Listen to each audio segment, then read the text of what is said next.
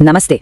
भारत में जिस तरह से लोग काम करते हैं वो तरीका बहुत तेजी से बदल रहा है और इसी बदलाव को ध्यान में रखते हुए सामाजिक सुरक्षा कोड 2020 लाया गया है। ये असल में करोड़ों वर्कर्स के लिए एक यूनिफाइड सेफ्टी नेट बनाने की एक बहुत बड़ी कोशिश है। तो चलिए आज इसे ही समझते हैं कि आखिर ये कानून भारत के वर्कफोर्स के लिए क्या मायने रखता है। देखिए, आज की तारीख में काम का मतलब सिर्फ सुबह 9 से शाम 5 की टिपिकल नौकरी नहीं है ना।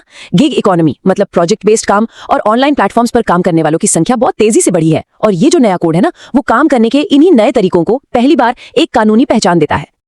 तो आज हम इसे 6 हिस्सों में समझेंगे। सबसे पहले कि ये नया सेफ्टी नेट आखिर है क्या, फिर देखेंगे कि इसमें कौन कौन शामिल है, इसके बाद बात करेंगे इसके मुख्य फायदों की, फिर ये पूरा सिस्टम काम कैसे करता है, इसके नियम कानून कैसे लागू होते हैं और आखिर में सबसे जरूरी बात कि इसका हमारे वर्कफोर्स के लिए असल मतलब क्या है। तो सबसे पहली बात ये समझना बहुत जरूरी है कि ये कोड आखिर करता क्या है। देखिए, पहले क्या था कि ढेर सारे अलग अलग लेबर लॉ थे जो काफी उलझे हुए थे। इस कोड ने उन सभी को एक साथ मिलाकर एक सिंगल यूनिफाइड सिस्टम बना दिया है। इसका मकसद एक ऐसा मजबूत सोशल सिक्योरिटी सिस्टम तैयार करना जो ऑर्गेनाइज्ड और अनऑर्गेनाइज्ड यानी संगठित और असंगठित दोनों सेक्टर के वर्कर्स को कवर करे। अच्छा, तो अब सबसे बड़ा और जरूरी सवाल कि इस नए सोशल सिक्योरिटी के दायरे में आखिर आता कौन कौन है, क्योंकि यही वो जगह है जहां ये कोड एक बहुत बड़ा बदलाव लाता है। ये वर्कर्स की परिभाषा को पहले से कहीं ज्यादा बड़ा और इंक्लूसिव बना देता है। तो पहली बार कानून की किताबों में एक नया शब्द जोड़ा गया है, गिग वर्कर।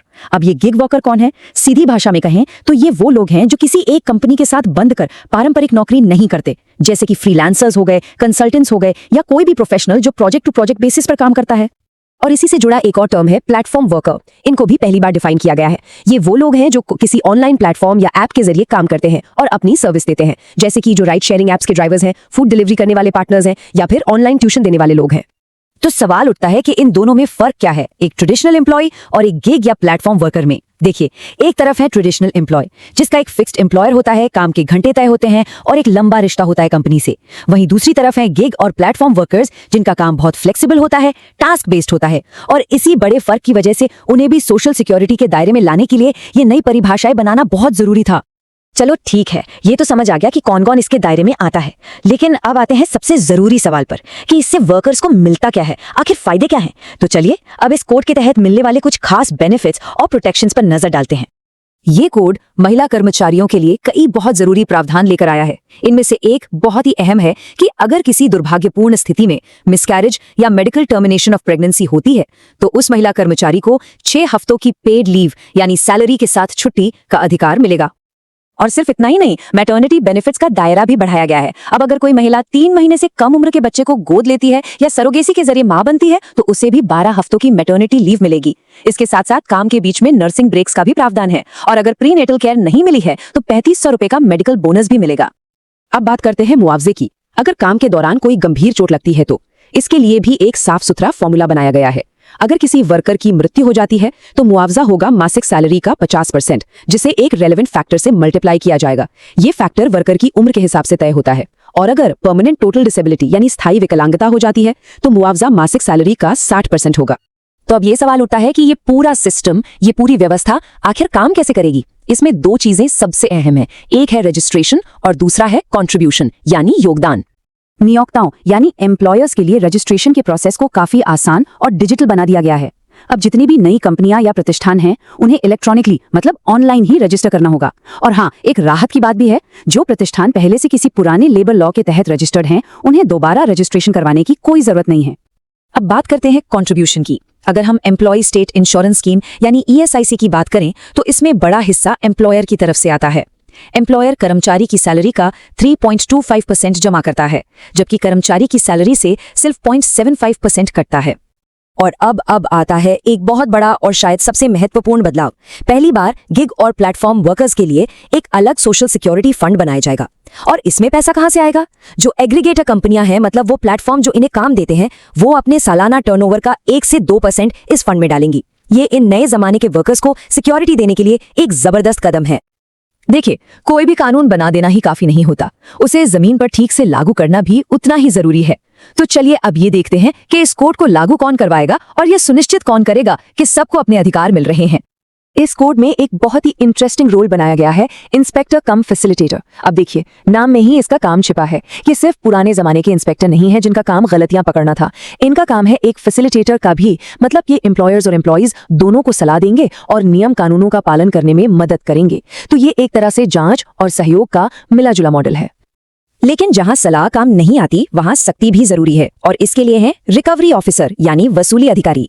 इनका काम तब शुरू होता है जब कोई एम्प्लॉयर सोशल सिक्योरिटी का पैसा जमा नहीं करता।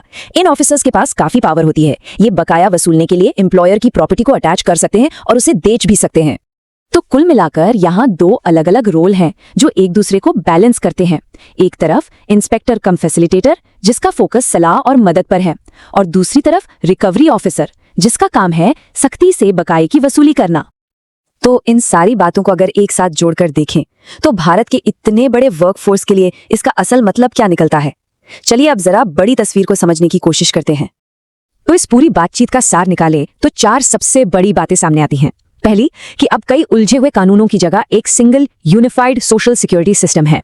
दूसरी और बहुत बड़ी बात कि गिग और प्लेटफॉर्म वर्कर्स को पहली बार कानूनी सुरक्षा के दायरे में लाया गया है। तीसरी, मैटर्निटी, डिसेबिलिटी और बुढ़ापे से जुड़े फायदे अब ज्यादा साफ और पक्के हैं। और चौथी बात कि कानून का पालन करवाने के लिए सिर्फ डंडे का नहीं बल्कि सलाह और मदद का तरीका भी अपनाया गया है। सोशल सिक्योरिटी कोड 2020, इसमें कोई शक नहीं कि एक बहुत ही एम्बिशियस कानून है। इसमें भारत की वर्क कल्चर को हमेशा के लिए बदल देने की क्षमता है। लेकिन सबसे बड़ा सवाल तो यही है, क्या ये कोड वाकई भारत में काम के भविष्य को सुरक्षित बना पाएगा? खैर, इसका जवाब तो हमें आने वाला वक्त ही देगा। आइए फटाफट समझें सामाजिक सुरक्षा संहिता 2020 के बारे में। देखिए, ये कानून भारत के ढेर सारे पुराने सामाजिक सुरक्षा कानूनों को एक साथ लाता है। मकसद है सिस्टम को आसान बनाना और कवरेज बढ़ाना, खासकर उन लाखों असंगठित गिग और प्लेटफॉर्म वर्कर्स के लिए जो अक्सर छूट जाते थे। हाँ, ये वाकई एक बड़ा कदम है। तो चलिए इसके 3 सबसे जरूरी बदलावों पर नजर डालते हैं। पहला, जैसा कहा, ये कई पुराने कानूनों को एक कोड में समेटता है। इससे संगठित, असंगठित और गिग या प्लेटफॉर्म वर्कर्स, मतलब आप समझें तो जो पारंपरिक नौकरी के दायरे से बाहर हैं, सबके लिए फायदे पाना आसान हो जाएगा। दूसरा, मिलते हैं इसमें कई जरूरी फायदे, जैसे मातृत्व अवकाश जिसमें गर्भपात या गर्भावस्था की मेडिकल समाप्ति के लिए 6 हफ्ते शामिल हैं। ग्रेचुइटी जो फिक्स टर्म कर्मचारियों को भी 1 साल की नौकरी पर मिलेगी। कर्मचारी भविष्य निधि यानी ईपीएफ और कर्मचारी राज्य बीमा निगम यानी ईएसआईसी जो बीमारी, मातृत्व और चोट के लिए कवरेज देता है। तीसरा, कंस्ट्रक्शन वर्कर्स के लिए एक खास बात है। उनके कल्याण के लिए निर्माण की लागत पर 1 से 2% का सेस, मतलब एक तरह का टैक्स लगता है। ये वर्कर्स तभी रजिस्टर होते हैं जब उन्होंने साल में कम से कम 90 दिन निर्माण का काम किया हो। सेस देर से भरने पर तो हर महीने 1% ब्याज भी है। तो संक्षेप में कहें तो ये कोड भारत में सोशल सिक्योरिटी के दायरे और प्रशासन को सुधारने का एक अहम कदम है। आज हम भारत की सामाजिक सुरक्षा संहिता 2020 पर आपके भेजे दस्तावेजों पर बात कर रहे हैं। इसमें अलग अलग श्रमिकों के लिए परिभाषाएं, फायदे, प्रक्रियाएं ये सब शामिल है। हाँ, तो चलिए सीधे इस पर आते हैं।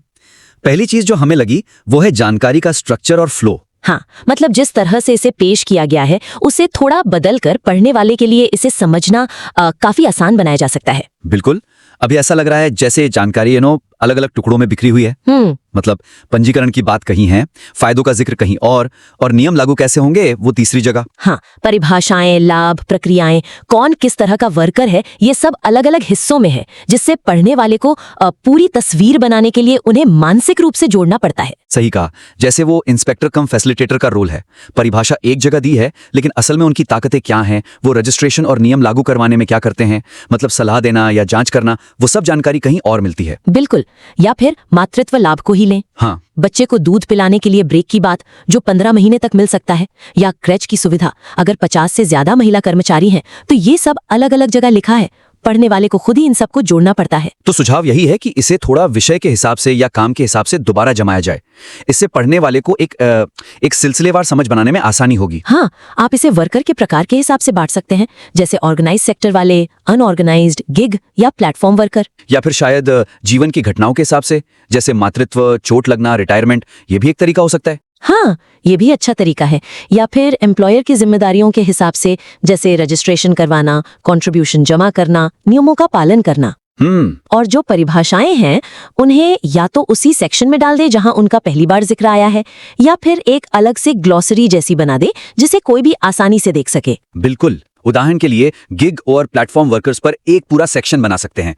उसमें सब कुछ एक साथ हो, उनकी परिभाषा क्या है, जैसे कौन गिग वर्कर है, कौन प्लेटफॉर्म वर्कर जो ऑनलाइन प्लेटफॉर्म यूज करता है, ठीक है। फिर उनके रजिस्ट्रेशन के लिए क्या खास जरूरतें हैं, खासकर वो आधार नंबर वाली बात, फिर उनके लिए कौन कौन सी कल्याणकारी योजनाएं हैं जो केंद्र सरकार बता सकती है। हाँ, वो धारा 114 वाली। हाँ, पैसे जमा करने का तरीका यानी कंट्रीब्यूशन मैकेनिज्म भी यही समझाया जा सकता है, जिसमें एग्रीगेटर का क्या रोल है, जैसे उनके टर्नओवर का कुछ प्रतिशत जमा करना, शायद 1 से 2%, 5 से ज्यादा नहीं। और फायदे कैसे मिलेंगे, वो प्रक्रिया भी। हाँ, वो भी। और इसी तरह मैटरनिटी बेनिफिट पर एक पूरा सेक्शन हो सकता है।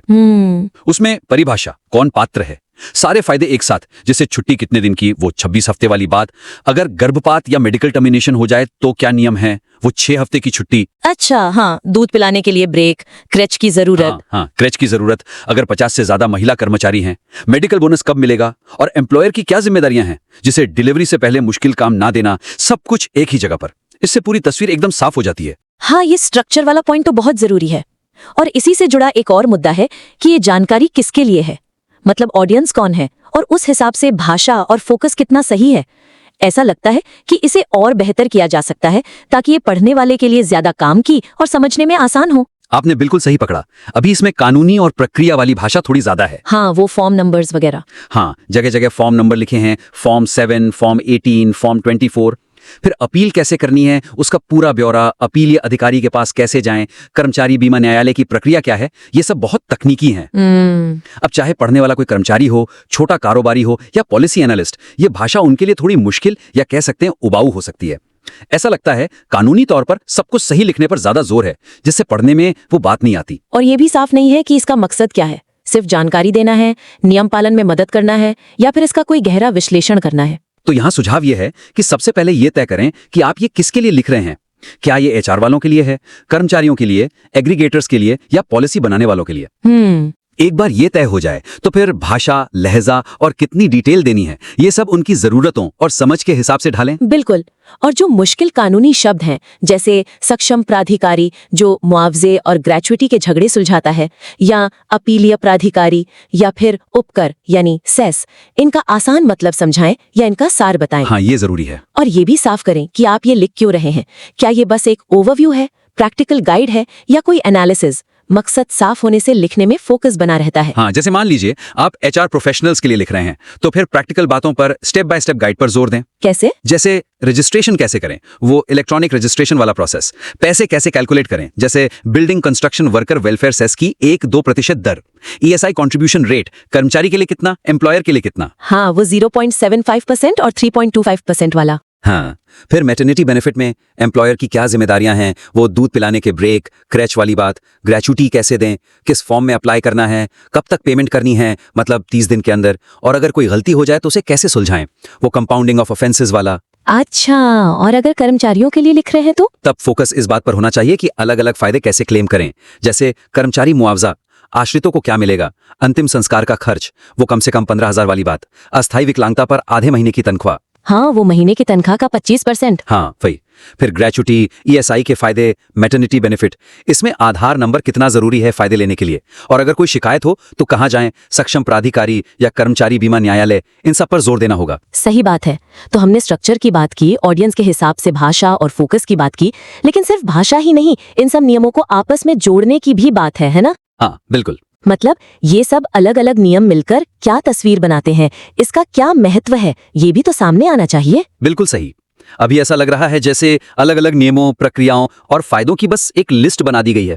जैसे रजिस्ट्रेशन रद्द कैसे होगा, जिसके लिए शायद सारे बकाये चुकाने होंगे, ईएसआई फंड का पैसा कहाँ इस्तेमाल होगा, फायदे देने में, इलाज में, दफ्तर के खर्च में, गिग वर्कर कौन है, आधार क्यों चाहिए। लेकिन ये साफ नहीं होता कि ये सब चीजें आपस में जुड़ी कैसे हैं, या इनका बड़ा मतलब क्या है। हाँ, जैसे रजिस्ट्रेशन, आधार से लिंक करना, और फिर खास फायदे मिलना, जैसे ईएसआई के फायदे या गिग वर्कर की योजनाएं, इनके बीच जो गहरा रिश्ता है वो खुलकर सामने नहीं आता। ये बस अलग अलग जानकारी के टुकड़े लगते हैं। और इसी तरह जो अलग अलग अधिकारी हैं, जैसे इंस्पेक्टर कम फैसिलिटेटर जो सलाह देता है और जांच करता है, फिर सक्षम प्राधिकारी जो मुआवजे और ग्रेच्युटी जैसे झगड़ों का फैसला करता है, और वसूली अधिकारी जो बकाया पैसा वसूलता है, जरूरत पड़ने पर संपत्ति जब्त करके या गिरफ्तार करके भी। हाँ। इनकी भूमिकाओं को एक साथ जोड़कर ये नहीं समझाया गया है कि ये पूरा सिस्टम मिलकर कैसे काम करता है।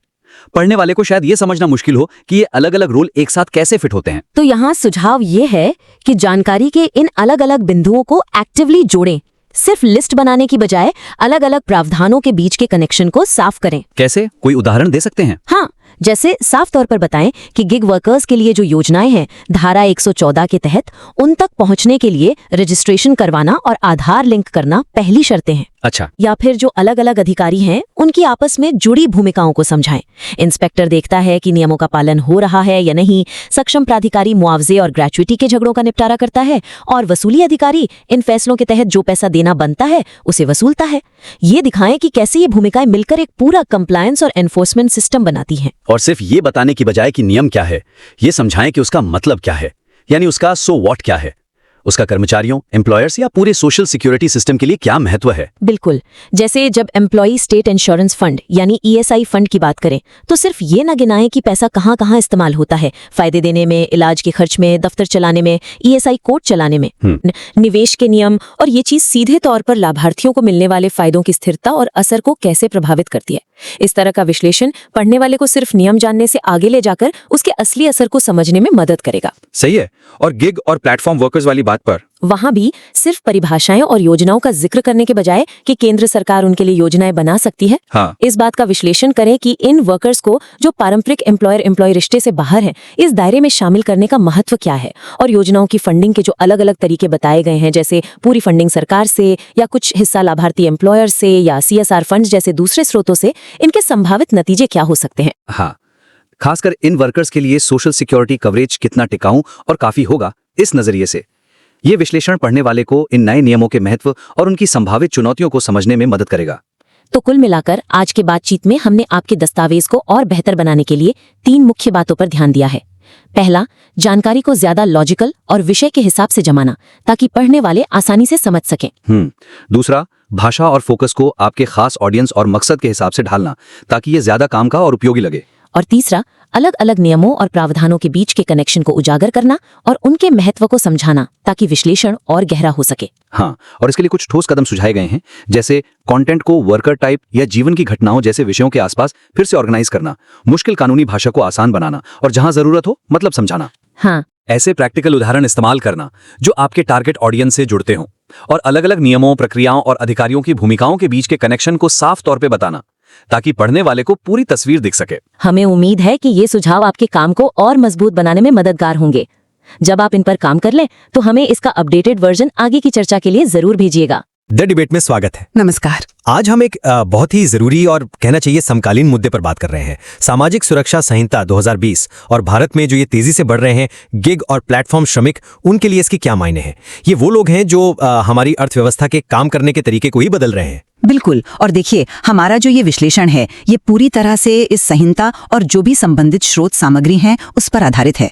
तो आज की हमारी चर्चा का केंद्रीय सवाल ये बनता है कि क्या ये जो सामाजिक सुरक्षा संहिता 2020 है, जिसे गिग और प्लेटफॉर्म इकोनॉमी की सच्चाइयों को ध्यान में रखकर बनाने का दावा किया गया है, क्या ये वाकई में इन श्रमिकों को पर्याप्त और कह सकते हैं एक विश्वसनीय सामाजिक सुरक्षा दे पाती है, या फिर कहीं ऐसा तो नहीं कि ये ढांचा इन नए दौर के जो श्रमिक हैं, उनकी जो खास जरूरतें हैं, उनके जो जोखिम हैं, उनको ठीक से संबोधित करने में कमजोर साबित होता है। हाँ, तो इस चर्चा में मैं ये पक्ष रखूंगी कि ये संहिता ठीक है, इसमें अपनी चुनौतियां हो सकती हैं, लेकिन इसके बावजूद ये इन श्रमिकों को एक औपचारिक सुरक्षा के दायरे में लाने की दिशा में एक महत्वपूर्ण और मैं कहूंगी सकारात्मक कदम है। और मेरा नजरिया इसके थोड़ा विपरीत है।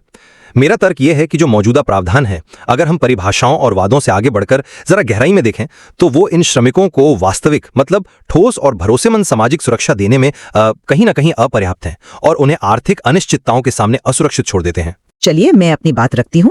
मेरे विचार में इस संहिता का जो सबसे बड़ा योगदान है वो ये है कि ये गिग वर्कर और प्लेटफॉर्म वर्क को पहली बार कानूनी तौर पर परिभाषित करती है। हम अगर स्रोत सामग्री में दी गई परिभाषाएं देखें तो साफ है कि गिग वर्कर वो हैं जो पारंपरिक नियोक्ता कर्मचारी वाले संबंध से बाहर काम करते हैं, और प्लेटफॉर्म वर्क जाहिर है ऑनलाइन प्लेटफॉर्म के जरिए होता है। देखिए, ये सिर्फ शब्द नहीं है, ये इन लाखों श्रमिकों को जो पहले पूरी तरह से अनदेखे थे उनको एक कानूनी पहचान, एक दृश्यता देता है, और ये मान्यता ही आप देखें तो भविष्य के अधिकारों की नींव है। इसके अलावा ये संहिता केंद्र सरकार को इन श्रमिकों के लिए खास कल्याणकारी योजनाएं बनाने और उन्हें नोटिफाई करने का अधिकार देती है, जैसा कि धारा 109 और 114 में लिखा है।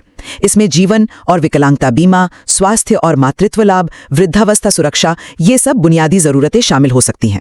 मान्यता मिलना जरूरी है, मैं इससे इनकार नहीं कर रहा हूं। लेकिन क्या सिर्फ परिभाषा दे देने भर से किसी श्रमिक की जिंदगी में मतलब तुरंत कोई ठोस बदलाव आ जाता है? क्या कानूनी मान्यता अपने आप में सामाजिक सुरक्षा बन जाती है? मेरा सवाल असल में यहीं से शुरू होता है। नहीं, बिल्कुल नहीं। मान्यता तो पहला कदम है और संहिता सिर्फ यही नहीं रुकती, ये योजनाओं के वित्त पोषण के लिए भी एक, आप कह सकती हैं, लचीला ढांचा प्रस्तावित करती है। धारा 114(3) के प्रावधान अगर हम देखें तो फंडिंग पूरी तरह से सरकारी हो सकती है या फिर केंद्र, राज्य और लाभार्थी या नियोक्ता कहें या एग्रीगेटर कहें, उनके बीच साझा हो सकती है, या फिर कॉर्पोरेट सोशल रिस्पॉन्सिबिलिटी यानी CSR जैसे दूसरे स्रोतों से भी आ सकती है। CSR तो हम जानते ही हैं, कंपनियां जो सामाजिक भलाई के लिए योगदान करती हैं। तो ये जो अलग अलग स्रोत हैं वित्त पोषण के, ये विभिन्न प्रकार के गिग और प्लेटफॉर्म व्यवसायों की जो अलग अलग क्षमताएं हैं उनको ध्यान में रखते हैं। और जहां तक पंजीकरण की बात है तो संहिता आधार आधारित पंजीकरण की बात करती है, जिसे राज्य सरकारें या संबंधित बोर्ड आसान बनाएंगे। ये कोशिश है कि लाभ सही लोगों तक पहुंचे। तो मेरे लिए ये सब मिलकर एक गंभीर प्रयास दिखाता है कि इन गैर पारंपरिक श्रमिकों को सामाजिक सुरक्षा के दायरे में लाया जाए, जो कि बदलते काम के माहौल में बहुत ज्यादा जरूरी है। मैं समझता हूं जो प्रावधान आप बता रहे हैं, लेकिन मेरा मतभेद उनकी प्रभावशीलता, पर्याप्तता को लेकर है। चलिए आपकी बात परिभाषा से ही शुरू करते हैं। परिभाषा देना ठीक है, पर जरा पारंपरिक कर्मचारियों को जो लाभ मिलते हैं उनसे तुलना कीजिए। उन्हें भविष्य निधि मिलती है, PF जिसे कहते हैं, जहां नियोक्ता और कर्मचारी दोनों वेतन का एक निश्चित हिस्सा, आमतौर पर 10-12% हर एक जमा करते हैं। उन्हें कर्मचारी राज्य बीमा ESI के तहत बीमारी, मातृत्व, विकलांगता पर स्पष्ट लाभ मिलते हैं। उन्हें सेवा के वर्षों के आधार पर ग्रेच्युटी मिलती है। ये सब आप देखें तो मात्रात्मक है, सुनिश्चित है और कानूनी रूप से लागू करने योग्य अधिकार हैं। अब गिग श्रमिकों के लिए संहिता क्या कहती है? उपयुक्त कल्याणकारी योजनाएं बनाई जाएंगी। ये योजनाएं क्या होंगी? उनमें न्यूनतम लाभ क्या होगा? क्या वो PF या ESI के बराबर की सुरक्षा देंगी? ये सब पूरी तरह से अस्पष्ट है। धारा 109 और 114 का आपने जिक्र किया, लेकिन वो सरकार को भविष्य में योजनाएं बनाने और अधिसूचित करने का अधिकार देती हैं। ये एक तरह का वादा है, कोई गारंटी नहीं है। यह भविष्य की प्रशासनिक इच्छा शक्ति और क्षमता पर निर्भर करता है, जो हम जानते हैं हमेशा उतनी विश्वसनीय नहीं होती। हाँ, लेकिन क्या ये जरूरी है कि हम पुराने मॉडलों को ही बिल्कुल वैसे का वैसा इस नए तरह के कार्यबल पर थोपें? गिग इकोनॉमी की प्रकृति ही आप देखें लचीली है। हो सकता है कि पारंपरिक PFSI मॉडल सभी गिग वर्कर्स के लिए सही बैठे ही ना। तो क्या संहिता का ये लचीलापन जो आपको अस्पष्टता लग रहा है, असल में विभिन्न प्रकार के गिग काम के लिए अनुकूलित शायद नई और बेहतर योजनाएं बनाने का अवसर नहीं देता? अवसर देता है, बिल्कुल देता है, लेकिन अवसर और अधिकार में फर्क है। लचीलेपन के नाम पर हम श्रमिकों को बुनियादी सुरक्षा से वंचित नहीं कर सकते ना। अनुकूलित योजना का मतलब कमतर योजना नहीं होना चाहिए।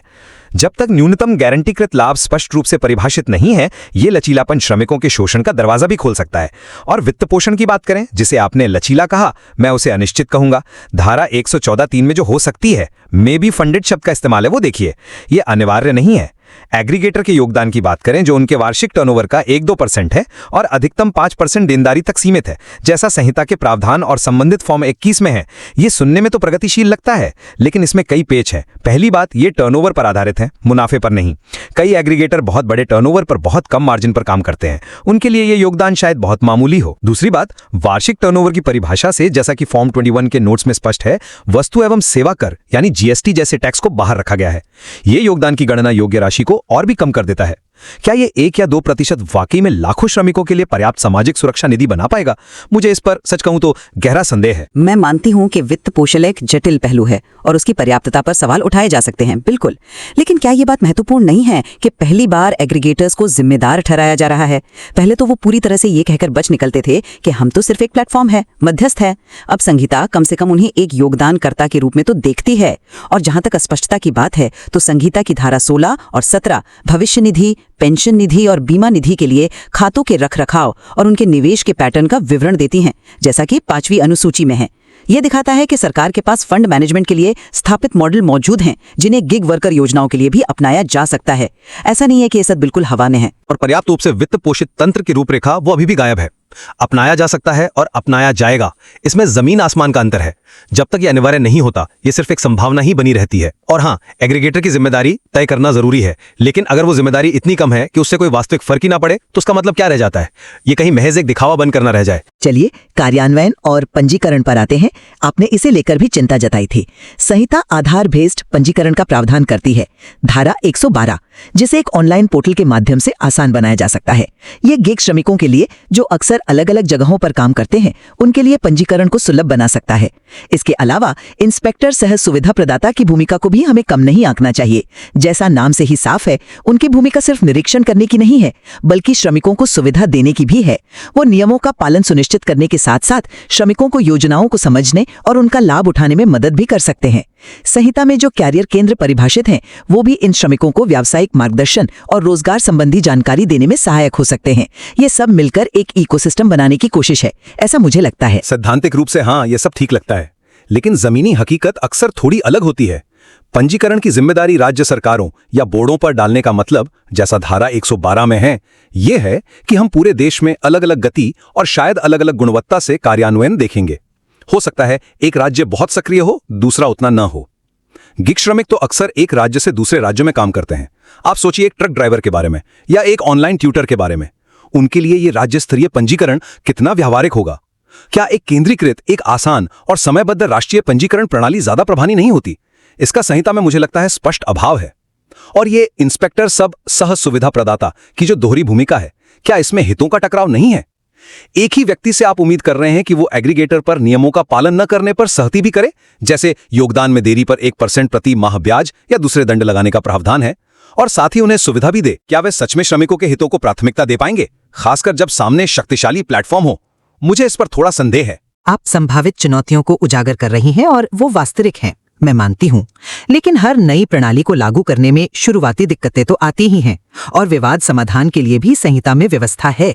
सक्षम प्राधिकारी, कॉम्पिटेंट अथॉरिटी और न्यायाधिकरण ट्राइब्यूनल की परिभाषाएं और उनसे जुड़े प्रावधान मौजूद हैं। तो ये माना जा सकता है कि ये फोरम गिग श्रमिकों से संबंधित विवादों का भी निपटारा करेंगे, चाहे वो पंजीकरण से जुड़े हों, लाभ से या योगदान से। एक तंत्र तो कम से कम मौजूद है।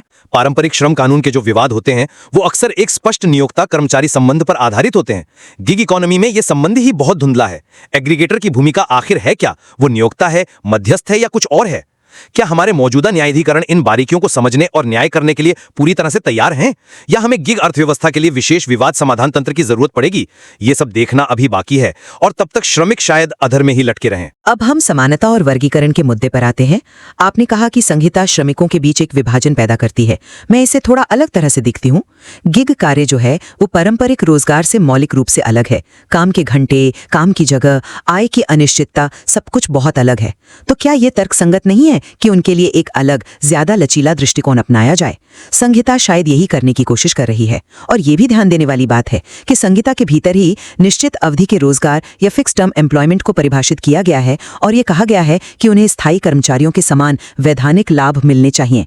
ये दिखाता है कि संहिता का इरादा विभिन्न रोजगार व्यवस्थाओं को समायोजित करना है और जहां संभव हो समानता सुनिश्चित करना है, न कि सिर्फ भेद पैदा करना। मैं मानता हूं कि गिग कार्य अलग है, लेकिन क्या श्रमिकों की जो बुनियादी सामाजिक सुरक्षा जरूरतें हैं वो अलग है?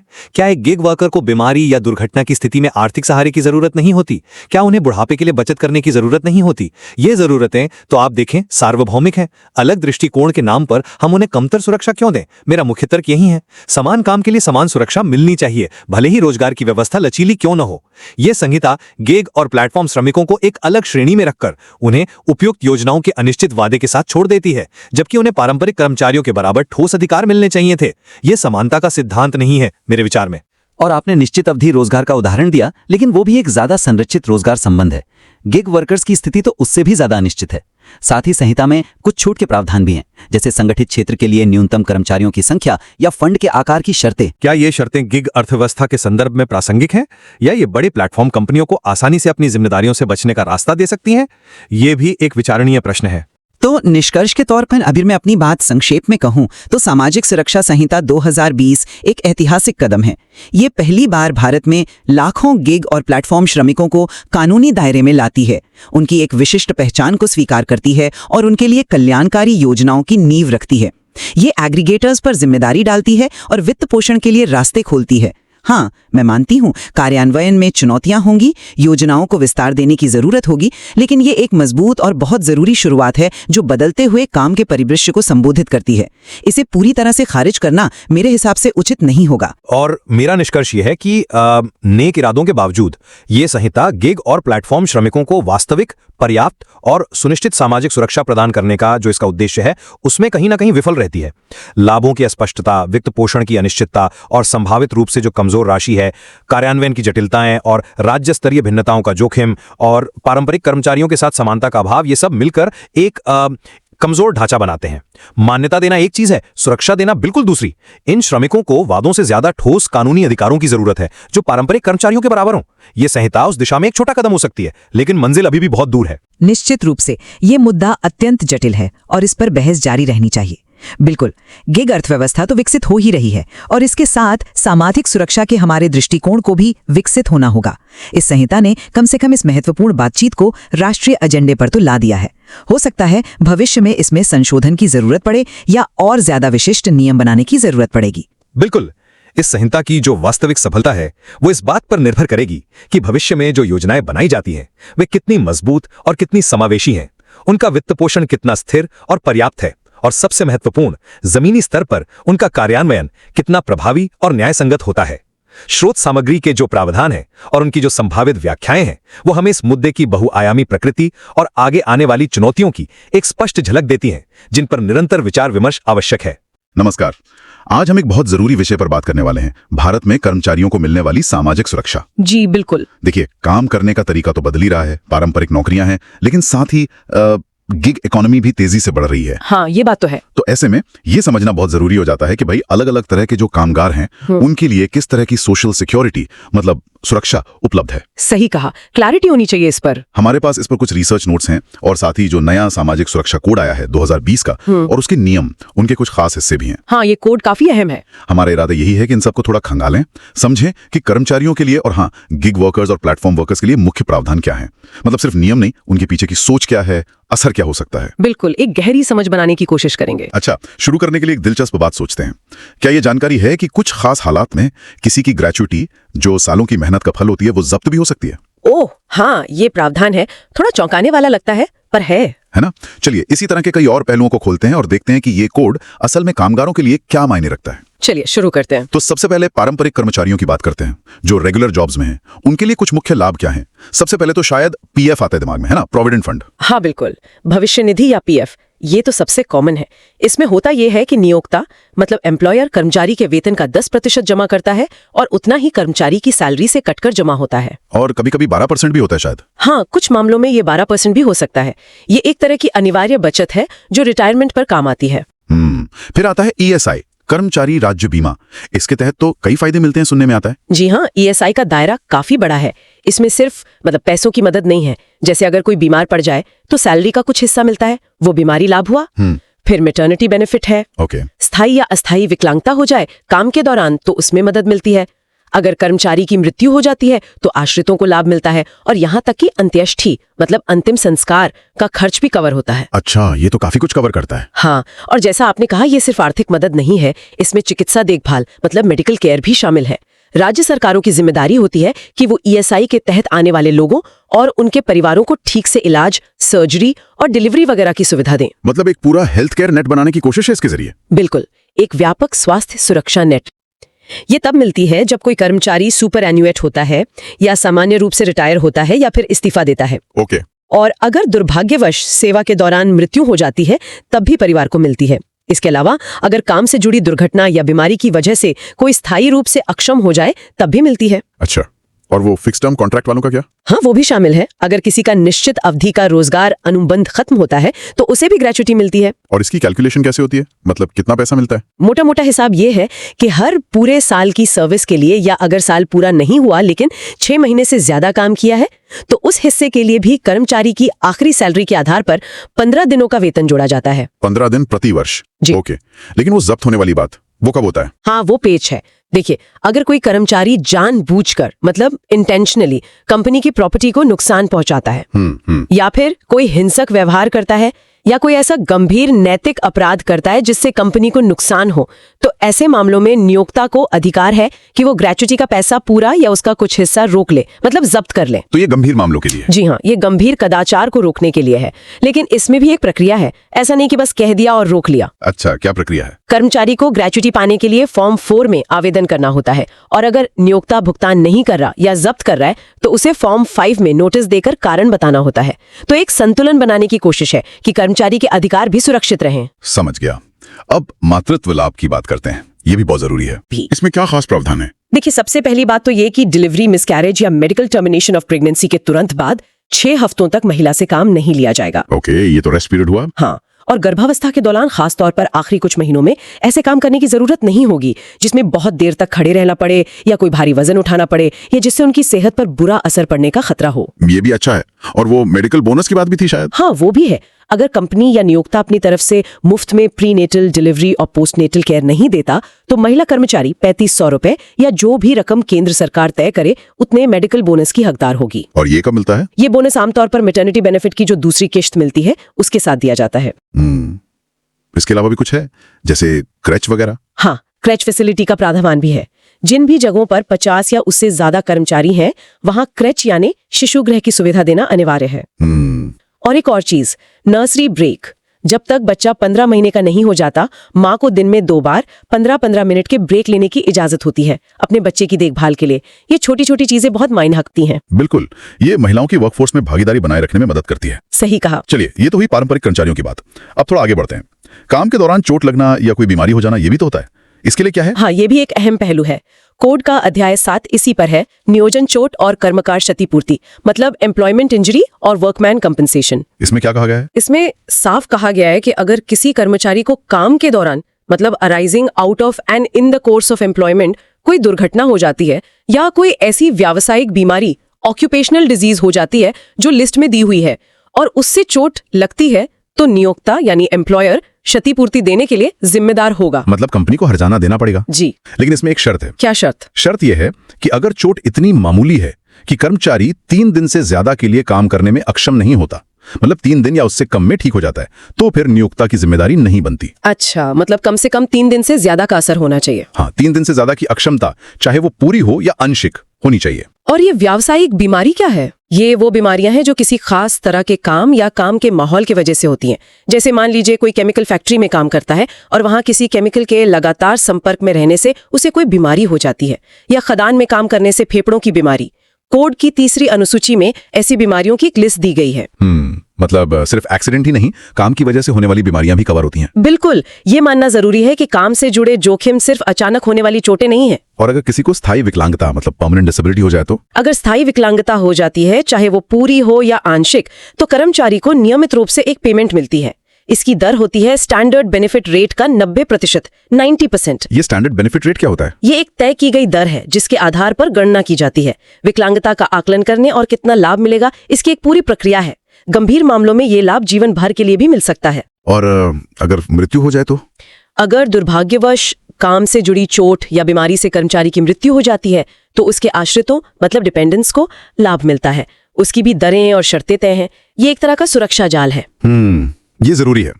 ये तो हुई संगठित क्षेत्र की बात ज्यादातर, लेकिन जैसा हमने शुरू में कहा था, काम का नजारा बदल रहा है।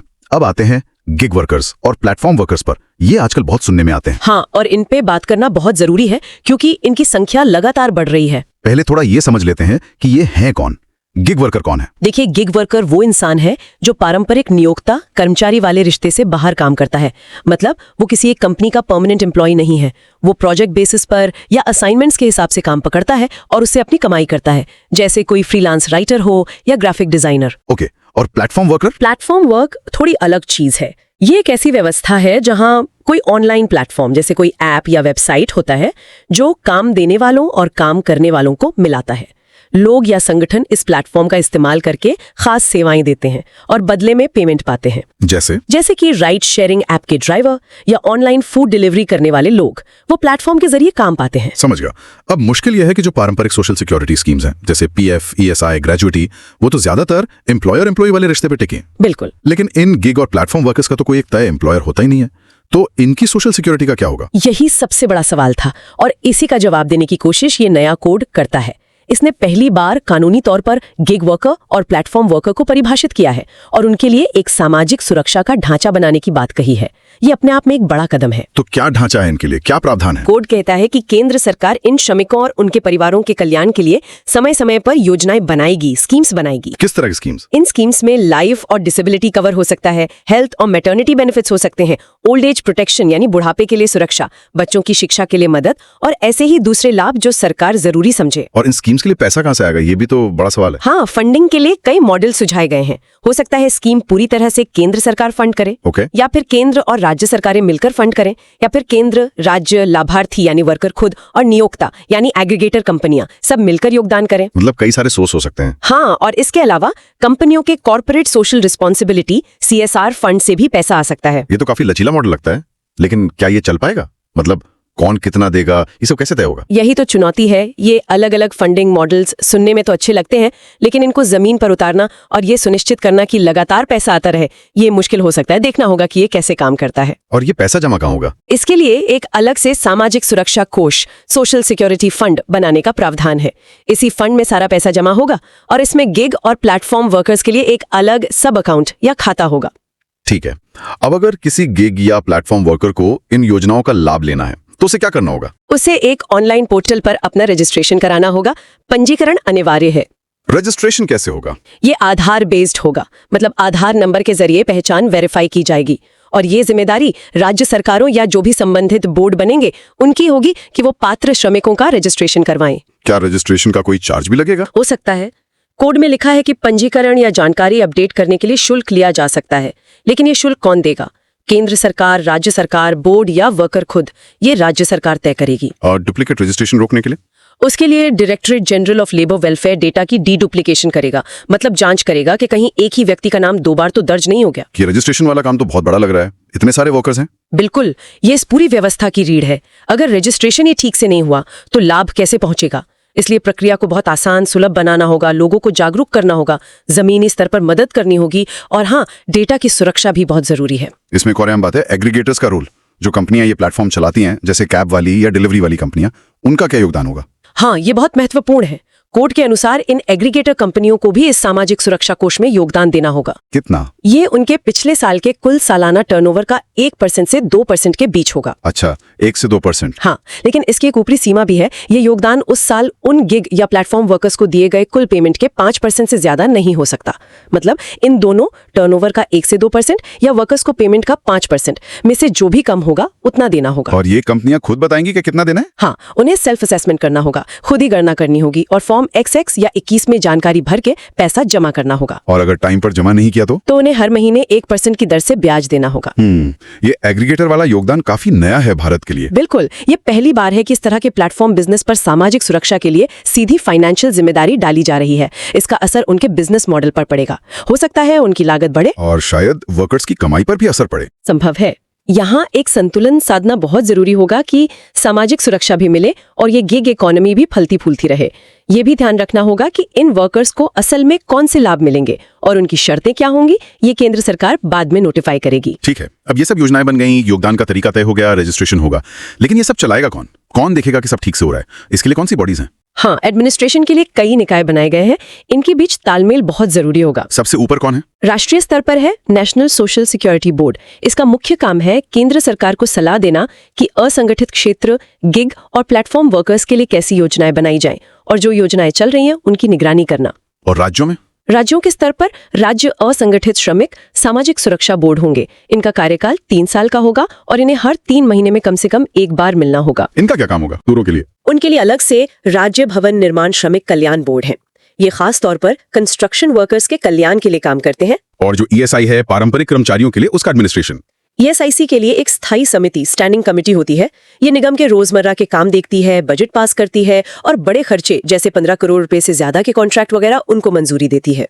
इतने सारे बोर्ड, समितियां, क्या इससे काम धीमा नहीं होगा, कंफ्यूजन नहीं होगा? निर्भर करेगी कि इनकी भूमिकाएं कितनी साफ है, इनके बीच कम्युनिकेशन कैसा है और ये मिलकर जमीनी स्तर पर योजनाओं को कितना असरदार तरीके से लागू कर पाते हैं। सही बात है, कागजों पर योजना बनाना आसान है, उसे लागू करना मुश्किल। बिल्कुल। अच्छा, नियमों का पालन हो रहा है या नहीं, ये कौन देखेगा? कोई इंस्पेक्टर वगैरह होंगे? हाँ, उसके लिए निरीक्षक सह सुविधा प्रदाता नियुक्त किए जाएंगे। निरीक्षक सह सुविधा प्रदाता, ये सुविधा प्रदाता शब्द नया लग रहा है। हाँ, ये नाम बदला गया है। आइडिया ये है कि इनका काम सिर्फ गलतियां निकालना और सजा देना नहीं है, बल्कि नियोक्ताओं और कर्मचारियों को नियमों को समझने और उनका पालन करने में मदद करना, सलाह देना भी है।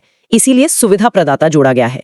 ये शिकायतों की जांच भी करेंगे। मतलब रवैया थोड़ा सहयोगात्मक रखने की कोशिश है। हाँ, उम्मीद तो यही है। और वो जो निर्माण उपकर की बात हुई थी, उसका हिसाब किताब कौन रखेगा? उसके लिए अलग से मूल्यांकन अधिकारी होंगे। ठीक है, रोजगार दिलाने में मदद के लिए भी कुछ है क्या? हाँ, जो पुराने एम्प्लॉयमेंट एक्सचेंज होते थे, उनकी जगह अब करियर केंद्र बनाए गए हैं। इनका क्या काम है? इनका काम सिर्फ नौकरी के लिए नाम दर्ज करना नहीं है। ये लोगों को करियर चुनने में सलाह देंगे, रोजगार बाजार की जानकारी देंगे, कहाँ कौन सी स्किल ट्रेनिंग मिल सकती है, ये सब बताएंगे। एक तरह से कंप्लीट करियर गाइडेंस सेंटर। और कंपनियों को यहाँ वैकेंसी बतानी होंगी? हाँ, नियोक्ताओं को अपने यहाँ खाली होने वाली नौकरियों की सूचना इन केंद्रों को देनी होगी। इसके लिए उन्हें साल में एक बार फॉर्म XX6 में एक रिटर्न फाइल करना होगा। ये कैरियर केंद्र डेटा कलेक्शन के लिहाज से भी अहम हो सकते हैं ना? बिल्कुल, अगर ये सही से काम करें तो लेबर मार्केट की बहुत अच्छी जानकारी इनसे मिल सकती है, जो नीतियां बनाने में काम आएगी। आपने निर्माण उपकर यानी सेस का जिक्र किया था, वो थोड़ा और समझाएंगे। ये क्या है और कैसे काम करता है? हाँ, ये कंस्ट्रक्शन वर्कर्स के लिए बहुत जरूरी है। जहां भी कोई कंस्ट्रक्शन का काम होता है, चाहे वो बिल्डिंग बनाना हो, सड़क बनाना हो, पुल बनाना हो, तो उस काम की कुल लागत का 1% से 2% के बीच जो भी केंद्र सरकार तय करे, एक सेस के रूप में जमा करना होता है। ये कौन जमा करता है? ये जिम्मेदारी उस नियोक्ता की है जो कंस्ट्रक्शन करवा रहा है। उसे काम शुरू करने से पहले ही खुद आकलन करके सेल्फ असेसमेंट फॉर्म 16 में ये जमा करना होता है। और अगर ज्यादा जमा कर दिया तो वो फॉर्म 17 में मूल्यांकन अधिकारी के पास रिफंड के लिए अप्लाई कर सकता है। और अगर वो मूल्यांकन से सहमत नहीं है तो अपील भी कर सकता है। और ये पैसा जाता कहाँ है? ये सारा पैसा सीधा भवन और अन्य सन्निर्माण कर्मकार कल्याण बोर्ड के फंड में जाता है। मतलब ये पैसा सिर्फ और सिर्फ कंस्ट्रक्शन वर्कर्स के लिए ही इस्तेमाल होता है? हाँ, बिल्कुल, ये पैसा उन्हीं के लिए है। इस फंड से उन्हें और उनकी परिवारों को पेंशन, बच्चों की पढ़ाई के लिए मदद, मेडिकल सहायता, मैटरनिटी बेनिफिट, घर बनाने के लिए लोन या ग्रांट, इस तरह के बहुत सारे कल्याणकारी लाभ दिए जाते हैं। इसलिए ये सेस ठीक से कलेक्ट हो और सही जगह इस्तेमाल हो, ये बहुत जरूरी है। ये तो बहुत अच्छी व्यवस्था है, अगर ठीक से चले। जी। अब मान लीजिए किसी कर्मचारी को लगता है कि उसे उसका हक, जैसे मान लीजिए मैटरनिटी बेनिफिट नहीं मिला या ग्रेच्युटी गलत तरीके से रोक ली गई, तो वो क्या करे, कहाँ जाए? उसके पास शिकायत करने का रास्ता है। वो निरीक्षक सह सुविधा प्रदाता के पास जा सकता है। ओके। मैटरनिटी बेनिफिट के लिए फॉर्म 12 में और दूसरे लाभों जैसे ग्रेच्युटी वगैरह के लिए फॉर्म 13 में शिकायत दर्ज करा सकता है। फिर क्या होगा? फिर वो इंस्पेक्टर मामले की जांच करेगा और अपना फैसला देगा। अगर कर्मचारी या नियोक्ता उस फैसले से खुश नहीं है तो 30 दिन के अंदर अपील करने का भी प्रावधान है। उसके लिए एक अपीलेट अथॉरिटी होगी। और ग्रेच्युटी के लिए तो शायद अलग से भी प्रक्रिया है? हाँ, ग्रेच्युटी के लिए आवेदन करने का फॉर्म 4 और अगर पैसा न मिले तो उसकी वसूली के लिए कंट्रोलिंग अथॉरिटी के पास जाने और रिकवरी सर्टिफिकेट फॉर्म 9 जारी करवाने की भी प्रक्रिया है। तो मतलब अधिकार पाने के लिए एक सिस्टम बनाया गया है? हाँ, एक शिकायत निवारण तंत्र, ग्रीवेंस रिड्रेसल मैकेनिज्म मौजूद है। लेकिन इसकी सफलता इस बात पर निर्भर करती है कि ये प्रक्रिया कितनी आसान है, कितनी जल्दी काम करती है और लोगों को इसके बारे में कितनी जानकारी है। सही बात है। एक आखिरी चीज, छूट का प्रावधान। कोर्ट की धारा 143 कहती है कि सरकार चाहे तो किसी कंपनी या कर्मचारियों के समूह को इन नियमों से छूट दे सकती है। ऐसा क्यों है? हाँ, ये प्रावधान है। इसके तहत उपयुक्त सरकार मतलब केंद्र या राज्य सरकार कुछ शर्तों के साथ किसी प्रतिष्ठान या कर्मचारियों के वर्ग को कोर्ट के कुछ या सभी प्रावधानों से छूट दे सकती है। लेकिन क्यों? क्या इससे कर्मचारियों का नुकसान नहीं होगा? देखिए, इसका उद्देश्य शायद कुछ विशेष परिस्थितियों में लचीलापन देना हो। मान लीजिए कोई कंपनी पहले से ही अपने कर्मचारियों को कोड में दिए गए लाभों से बेहतर लाभ दे रही है, तो शायद उसे छूट मिल जाए।